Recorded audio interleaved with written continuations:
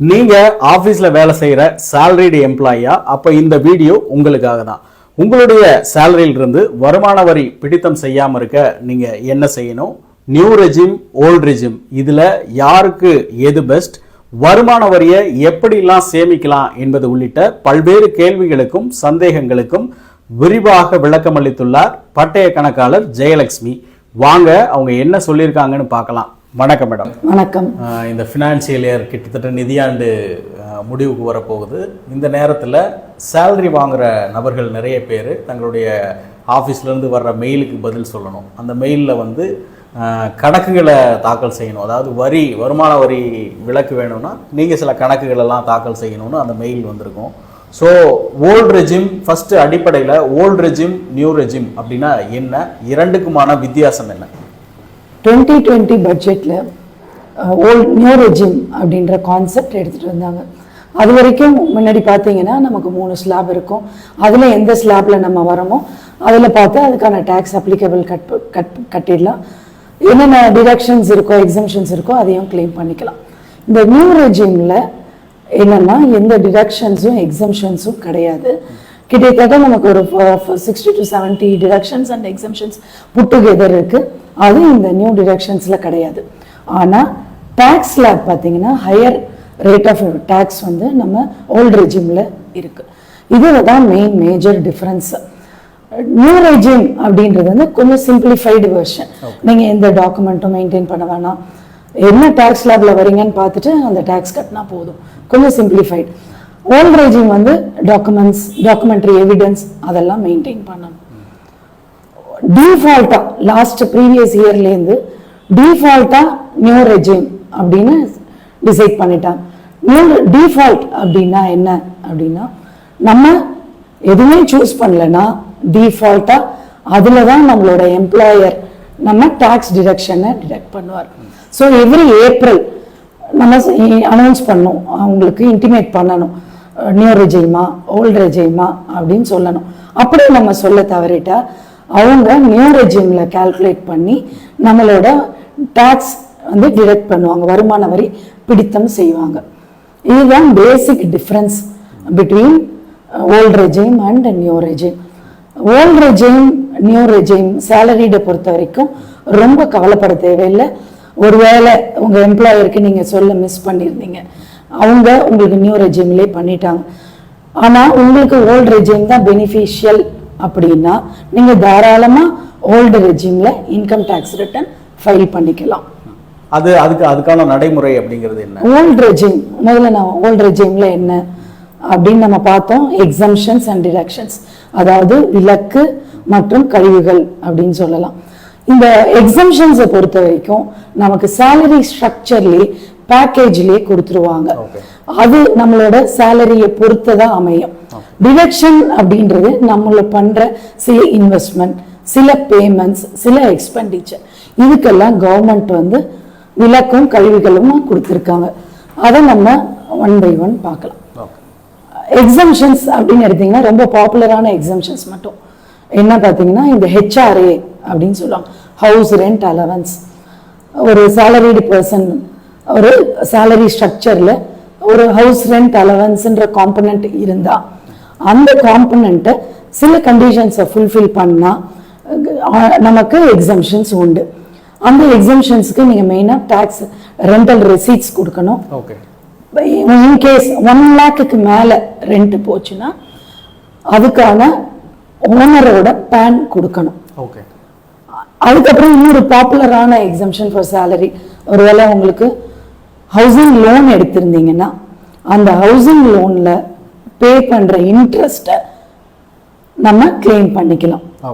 இதுதான் ஓல்டு ரெஜிம்ல இருக்கிற பாப்புலரான எக்ஸம்ஷன்ஸ்.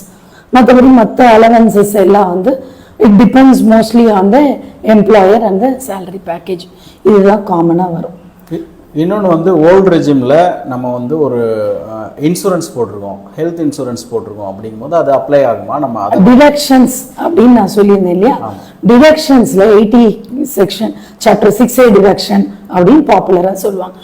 அதில் நமக்கான நீங்கள் கேட்ட இந்த எல்ஐசி மட்டும் இல்லை, பிஎஃப் கான்ட்ரிபியூஷன், எல்ஐசி, எஃப்டி 5 இயர்ஸ்க்கு எடுக்கக்கூடாது, அந்த ஸ்கீம்ல போட்டா உண்டு. ELSS, தென் ஹவுசிங் லோன் பிரின்சிபல் லோன் எடுத்திருக்கீங்க, ஹவுசிங் லோனுக்கு பிரின்சிபல் கட்டுறீங்க, ஒரு இஎம்ஐயா நம்ம கட்டுவோம்.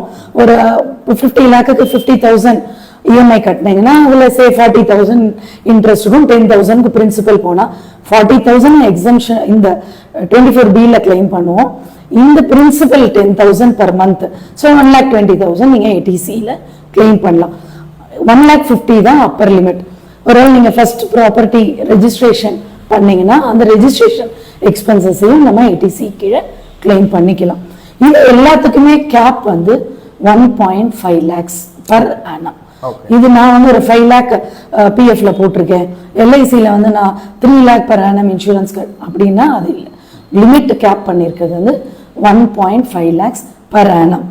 இன்னொரு அடிஷ்னலா ஒரு 50,000 வந்து NPS ஸ்கீம்ல நம்ம இன்வெஸ்ட் பண்ணலாம்.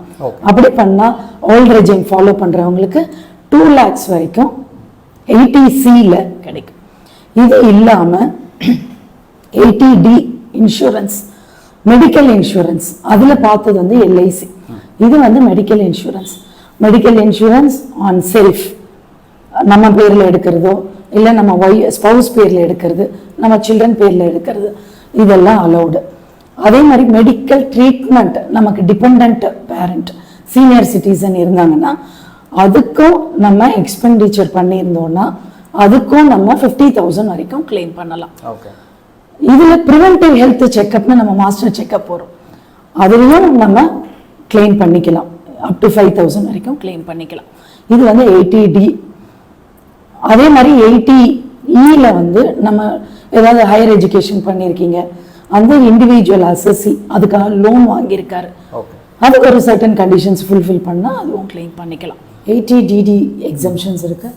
75,000 to 1,25,000 வரைக்கும் depending on the disability percentage ஒரு சர்டிஃபிகேட், மெடிக்கல் சர்டிஃபிகேட்டை பேஸ் பண்ணி கிளைம் பண்ணிக்கலாம். 80TTA அப்படின்னு ஒரு செக்ஷன் இருக்கு. அதுல நம்மளோட SB இன்ட்ரெஸ்ட், இந்த செக்ஷனை பொறுத்த வரைக்கும் முன்ன ஓல்ட் ரெஜிம் அண்ட் நியூ ரெஜிம்க்கு கிடையவே கிடையாது, ஓல்ட் ரெஜிம்க்கு மட்டும்தான். SBல 10,000 வரைக்கும் இன்ட்ரெஸ்ட்டை வந்து நம்ம கிளைம் பண்ணிக்கலாம். 80TTBன்றது சீனியர் சிட்டிசனுக்கு. இந்த நியூ ரெஜிம் ஓல்ட் ரெஜிம் வந்து இண்டிவிஜுவல்ஸ்க்கு அப்ளை ஆகும், சீனியர் சிட்டிசன்ஸ்க்கும் அப்ளை ஆகும். ஸோ டிடக்ஷன்ஸ் நிறைய இருக்கு, அலவன்சஸ் என்ன இருக்கு அப்படின்றத பொறுத்து நம்ம ஓல்ட் ரெஜிமா இல்லை நியூ ரெஜிமா அப்படின்னு டிசைட் பண்ணி ஃபைல் பண்ணும்போது நமக்கு ஃபேவரபிளா இருக்கும். நியூ ரெஜிம்க்கு கவர்மெண்டா ஸ்டாண்டர்ட் டிடக்ஷன் கொடுத்துருக்காங்க 75,000, ஓல்ட் ரெஜிம்க்கு 50,000. டாக்ஸ் ஸ்லாப் பார்த்தீங்கன்னா 5, 20, 30 இருக்கும் ஓல்ட் ரெஜிம்ல, இதில் 5, 10, 15, 20, 13 வரும். இதுதான் மேஜர் டிஃபரன்ஸ் உங்களுக்கு.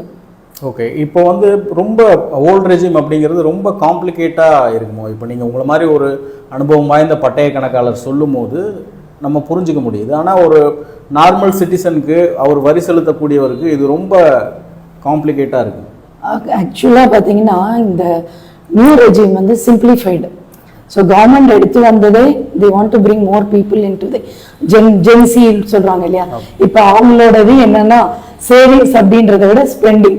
ஓகே, இதுல எப்படி ஆப்ஷன்ஸ் இருக்கும்னா நீங்க சேவ் பண்றதுன்றது உங்களோட இன்டென்ஷனலா சேவிங் இருக்கணுமே தவிர டாக்ஸுக்காக ஒரு சேவிங் அப்படின்றதுக்கு பதிலா உங்க கையில நீங்களே டிசைட் பண்ணிடலாம். It will leave more income as far as the new regime is concerned. the new regime பொறுத்த வரைக்கும் உங்ககிட்ட இருக்கிற இன்கம் ஆஃப்டர் டாக்ஸ் வந்து கொஞ்சம் ஜாஸ்தியா இருக்கும். அஃப்கோர்ஸ் அது வந்து உங்களோட வேரியஸ் ஸ்லாப் இன்கம், நீங்க என்ன டிடக்ஷன்ஸ் அதெல்லாம் பொறுத்து தான் அமையும். குறிப்பாக வந்து இப்போ ஒரு தனியார் நிறுவனத்தில் பணிபுரிகிற ஒரு எம்ப்ளாயி நமக்கு ஒரு அரௌண்ட் 5 to 10 lakh சம்பளம் வாங்குறாரு, அவரோட சிடிசி அப்படி இருக்குது அப்படின்னா அவர் வந்து ரொம்ப, அதாவது எந்த நம்ம எதுவுமே ஓல்டு ரெஜிமில் எதுவும் இது பண்ணல, ஆட்டோமேட்டிக்காக டிஃபால்ட்டாக நியூ ரெஜிம் இருக்குது. நான் ஒரி அவரோட வரி வந்து எவ்வளோ சம்பளம் பிடித்தம் இருக்குமோ அப்படின்னு ஒரு வரி இருக்கும். அது அந்த வரி வந்து நியாயமானதா? நிச்சயமா வரி பிடிக்கணும்னால எல்லாருக்கும் அது கவலை இருக்க தான் செய்யும். அது வந்து இப்போ ஓல்ட் ரெஜிமை பொறுத்த வரைக்கும் 5 lakhs வரைக்கும் டாக்ஸ் டிடக்ட் பண்ண மாட்டாங்க. எல்லாருக்குமே டாக்ஸ் நீங்க டிடக்ட் பண்ணா கூட மார்ச் வரைக்கும் பண்ற டாக்ஸ் டிடக்ஷனை ஜூலைல ஐடி ரிட்டர்ன் ஃபைல் பண்ணி நீங்க கிளைம் பண்ணிக்கலாம். ஆனாலும் கிளைம் பண்ணி ரீஃபண்ட் பண்றதை விட முன்னாடியே நம்ம பிளான் பண்ணிக்கிறது தான் புத்திசாலித்தனம். அப்படி இருக்கும்போது 5 lakhs வரைக்கும் இருந்ததுன்னா நீங்க எந்த சிஸ்டம் சூஸ் பண்ணியிருந்தாலும் உங்களுக்கு டாக்ஸ் பிடிக்க போறது இல்லை. 7 lakh வரைக்கும் நீங்க இன்டிமேட்டே பண்ணல அப்படின்னா 7 lakh வரைக்கும் அவங்களே நியூ ரெஜிம், எம்ப்ளாயரே நியூ ரெஜிம்ல போய் டாக்ஸ் பிடிக்க போறது இல்லை.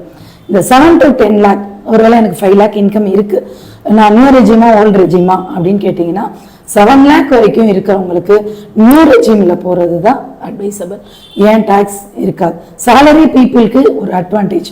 நான் இப்போ எனக்கு இந்த எக்ஸம்ஷன்ஸ் எதுவுமே இல்லை, நான் ஹவுசிங் லோன் வாங்கலை, இன்சூரன்ஸ் எடுக்கலை, ஐ எம் வெரி யங், நான் எதுக்கு இப்போ இன்சூரன்ஸ் எடுக்கணும் அப்படின்ற ஒரு எண்ணம் இருந்து அடுத்த வருஷத்துலேருந்து ஒரு பிளான் வச்சுருக்கீங்க. இப்போ நான் நியூ ரெஜிம் போயிட்டேன்னா அடுத்த வருஷம் மாற்றிக்கலாமா? தாராளமாக நியூ ரெஜிம்லேருந்து ஓல்டு ரெஜிம், ஓல்டு ரெஜிம்லேருந்து நியூ ரெஜிம்னு எத்தனை முறை வேணாலும் ஒரு சேலரிடு எம்ப்ளாயி தாராளமாக மாற்றிக்கலாம். ஒரு பிஸ்னஸ் மேனோ இல்லை ப்ரொஃபஷனலாக இருக்கிறவங்க மட்டும்தான் நியூ ரெஜிமா இருந்ததுன்னா மாறிட்டாங்கன்னா அப்புறம் ஓல்டு ரெஜிமுக்கு வர முடியாது. ஓகே, அது பிஸ்னஸ்மேன் மட்டும், பிஸ்னஸ்மேனுக்கும் ப்ரொஃபஷனல்ஸ்க்கும் மட்டும். ஓகே. இப்போ இந்த முதலீடுகளை நீங்க சொல்ற மாதிரி ஓல்டு ரெஜிம் ஒருத்தர் வச்சிருக்காரு, அந்த முதலீடுகளை எப்படி பிரிச்சு முதலீடு செய்யணும்? அது வந்து ஒருத்தரோட இண்டிவிஜுவல் ரெக்யர்மெண்ட்டை பொறுத்து.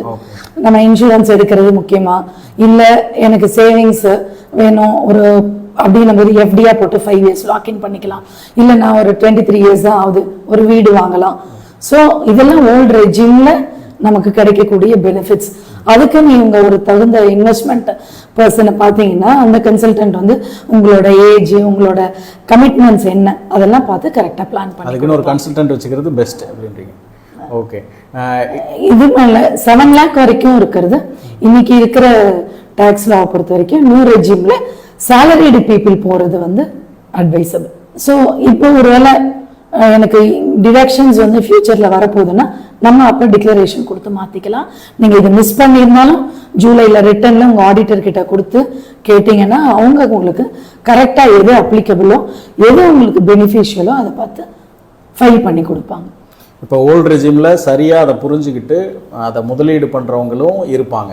அதே நேரத்தில் இந்த விஷயத்தை தவறாக பயன்படுத்துகிறவங்க கூட இருக்க வாய்ப்பு இருக்கா? இருக்க வாய்ப்புகள் இருக்கு. அது ஒரு அறியாமையினால பண்றது அப்படின்றது கூட சொல்லலாம்.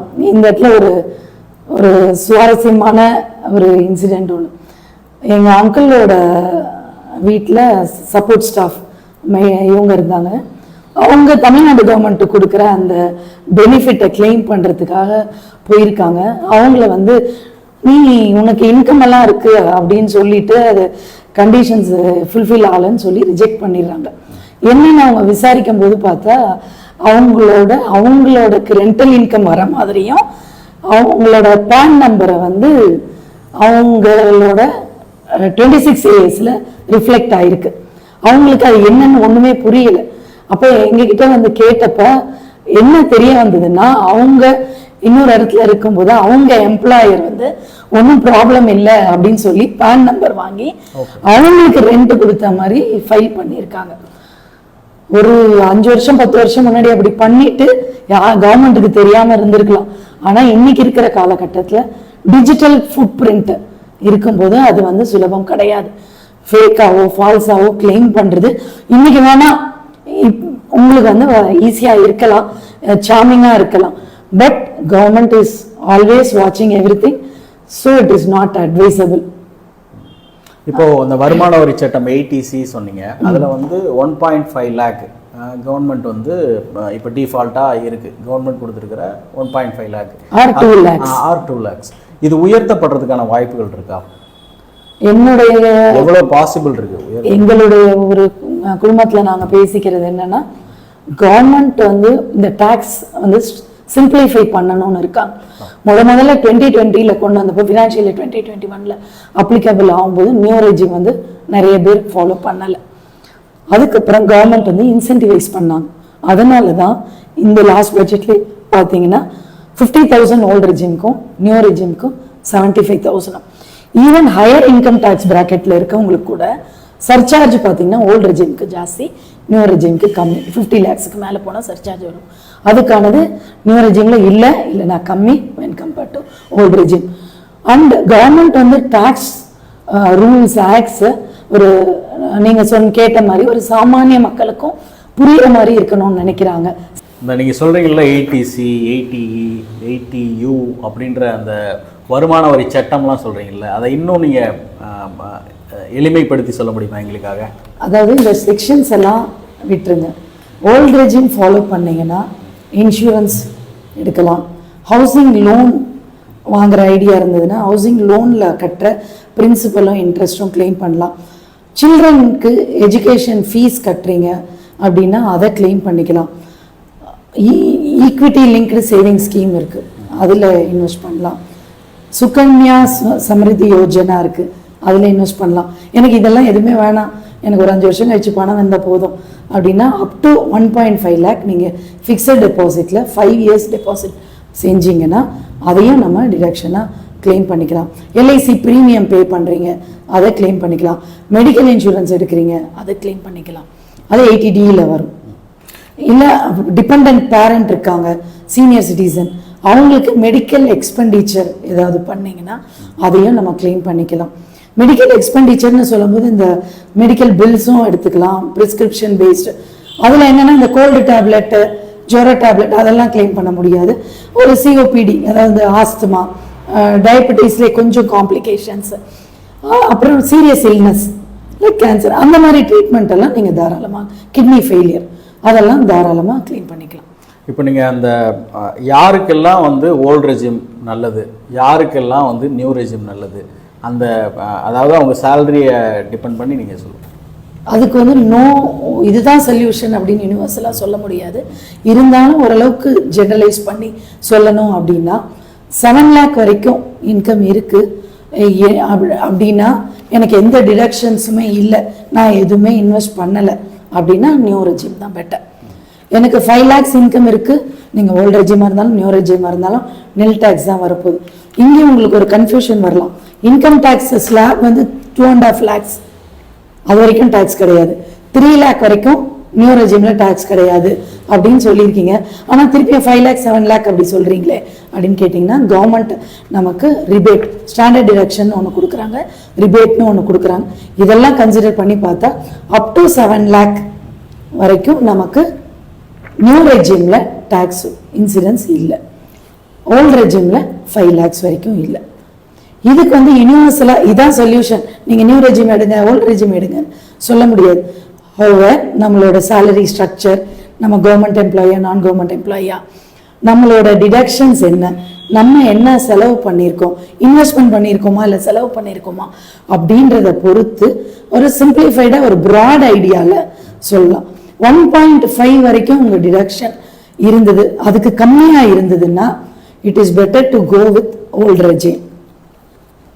என்னோட டிடக்ஷன்ஸ் எக்ஸம்ஷன்ஸ் நான் இன்வெஸ்ட் பண்ணியிருக்கிறது எல்லாம் சேர்த்து ஒரு 3.75க்கு மேலே வருது அப்படின்னா ஓல்டு ரெஜிம் பெட்டர்.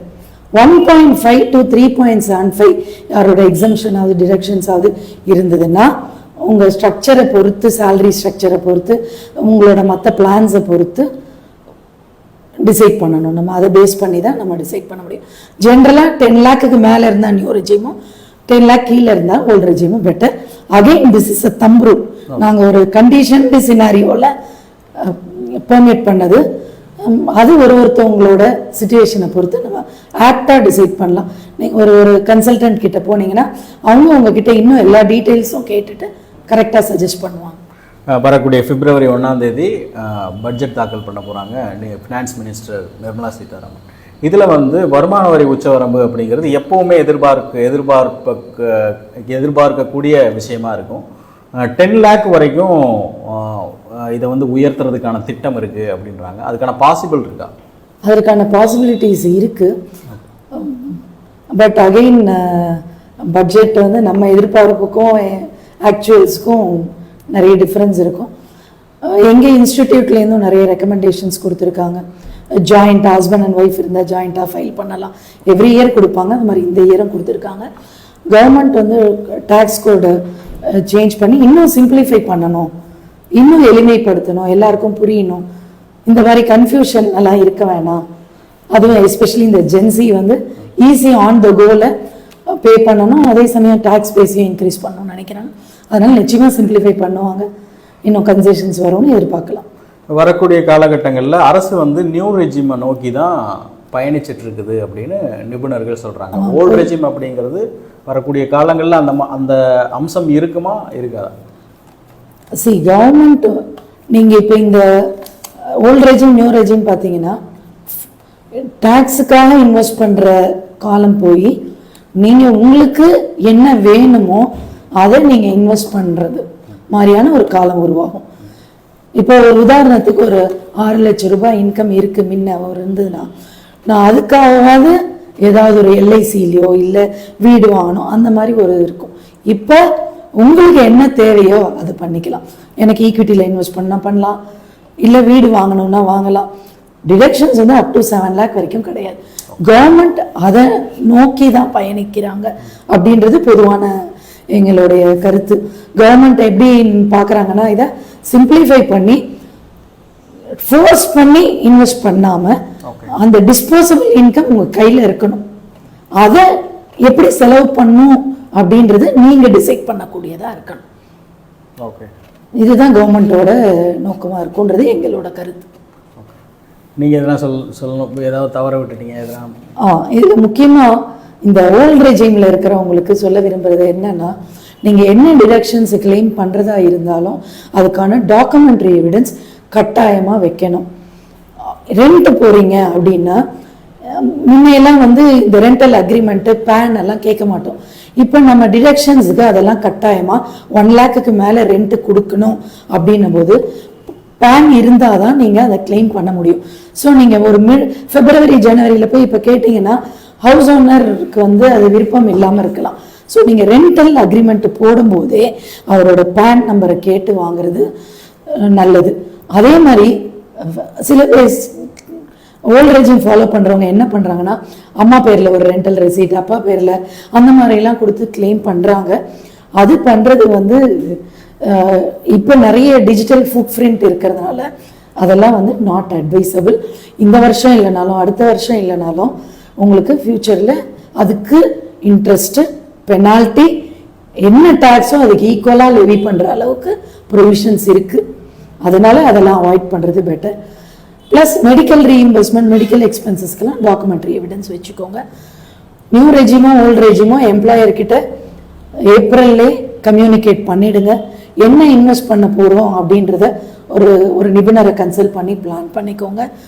இதெல்லாம் மிஸ் பண்ணிட்டேன், எல்லாத்தையும் நான் மிஸ் பண்ணிட்டேன், இருந்தாலும் எனக்கு வழி இருக்கா அப்படின்னு கேட்டிங்கன்னா தாராளமாக ஒரு பட்டய கணக்காளரை பார்த்து ஜூலை 31 உங்கள் ரிட்டர்ன் ஃபைல் பண்ணியிருந்தீங்கன்னா ஒருவேளை டேக்ஸ் சேவிங்ஸ் ஏதாவது இருந்ததுன்னா ரீஃபண்ட் வாங்கி கொடுக்கறதுக்கான வாய்ப்புகள் ஜாஸ்தி. ரொம்ப நன்றி மேடம். தேங்க்யூ.